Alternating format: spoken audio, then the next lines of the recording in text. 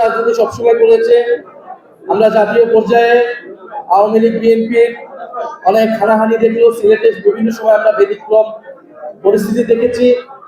সিলেটের এই ঐক্যের রাজনীতি সামনের দিনগুলোতে অব্যাহত থাকবে, উদাহরণ হয়ে থাকবে, সেই প্রত্যাশা ব্যক্ত করছি।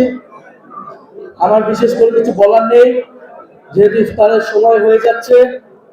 আমার আগে যে সকল বক্তারা বক্তব্য দিয়েছেন, এনসিপি নেতৃবৃন্দ বক্তব্য দিয়েছেন, তাদের বক্তব্যকে আমি সমর্থন করছি।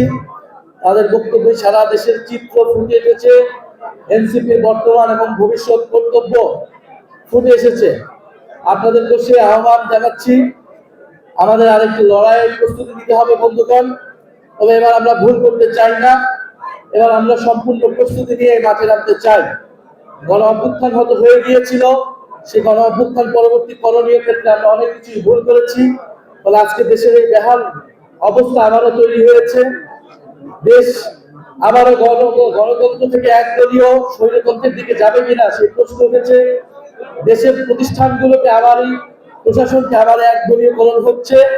বাংলাদেশ ব্যাংকের পরিস্থিতি আপনারা দেখেছেন, মিডিয়ার ভাই বোনেরা বাসের পরিস্থিতি আপনারা দেখেছেন, এবং সর্বশেষ আমরা দুদকের পরিস্থিতি দেখলাম। দুদক আইন অনুসারে একটি স্বাধীন নিরপেক্ষ প্রতিষ্ঠান, কিন্তু বাংলাদেশের ইতিহাসে কখনোই সেই স্বাধীনভাবে দুদক কাজ করতে পারে নাই।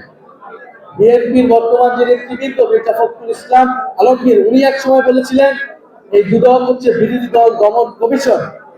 এই আমলেও সেই জিনিসটাই থাকবে কিনা সেই প্রশ্ন আমাদের উঠছে।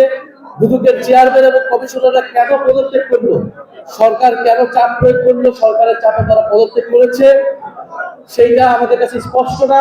সেই জবাবদিহিতা আমরা নিশ্চিত করছি, নিশ্চয়ই সংসদে গেলে আমরা একটা কথা বলবো। আপনারা বাইরে যারা জনগণ রয়েছেন, আপনারা তারাও কথা বলবেন, এবং দুদকের পরবর্তী চেয়ারম্যান কিভাবে নিয়োগ হবে, আমাদের দলীয় বিবেচনায় নিয়োগ হবে কিনা, নাকি বিরোধী দলের সাথে আলোচনা করে নিয়োগ হবে, সেই বিষয়ে প্রশ্ন আমরা রেখে যাচ্ছি। আপনাদের সিলেটবাসীর প্রতি আহ্বান জানাচ্ছি, স্থানীয় সরকারের প্রস্তুতি নিন এবং আপনারা ঐক্যবদ্ধ থাকুন। সামনে আমাদের যে আহ্বান আসবে, যে নির্দেশনা আসবে, সেই নির্দেশনা আপনার সঙ্গে কাজ করবেন।